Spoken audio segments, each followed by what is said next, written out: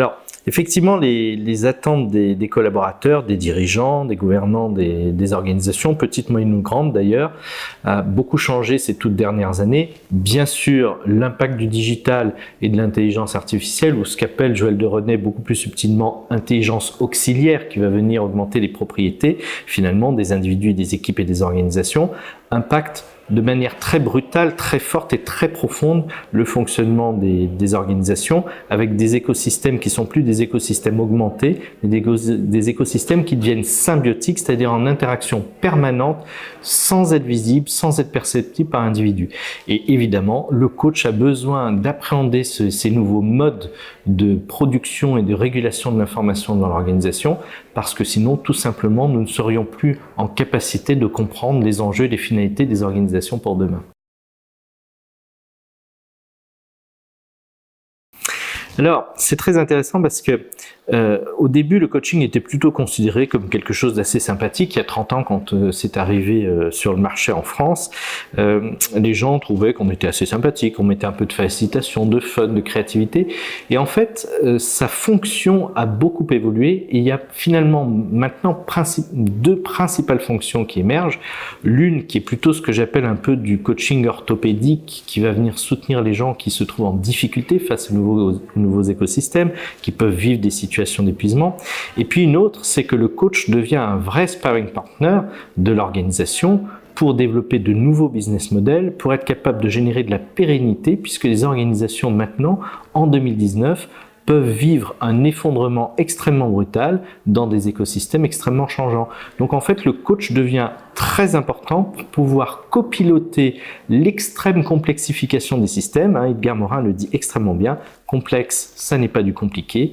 Il faut en permanence pouvoir accompagner sur toutes les interfaces du système.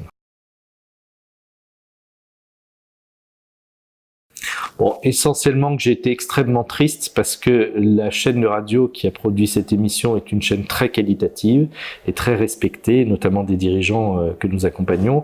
Et c'était non seulement une caricature, mais c'était un ensemble de méconnaissances et d'erreurs sur ce qu'est le métier. Par exemple, on entendait dire que le coaching n'était pas une discipline académique et qu'elle n'était pas enseignée à l'université. Il y a plein de DU, DSU et DFFSU en France. Il y a maintenant carrément, il va bientôt y avoir un doctorat. Il y a maintenant aussi d'énormes zones de recherche dans les différentes universités. Le MCC, par exemple, travaille beaucoup avec Oxford Brook en Angleterre.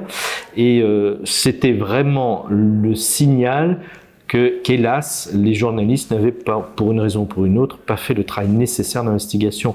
Donc ça m'a surtout rendu très triste parce que c'était un ensemble d'amalgames absolument inacceptable.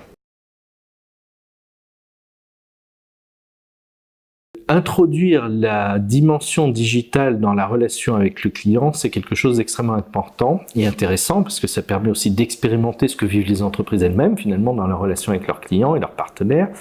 Et en même temps, il faut savoir à quel endroit ça se place. S'il s'agit de contractualiser, de faire par exemple ce qu'on va appeler du matching de personnes, ça peut être très intéressant, ça peut faciliter, ça peut accélérer, à condition quand même que coach et coaché gardent cette ultime liberté de travailler ensemble une fois qu'ils se rencontrent. Mais ça peut être très intéressant parce que ça va multiplier les contacts et donc les possibilités de trouver un coach qui nous convienne.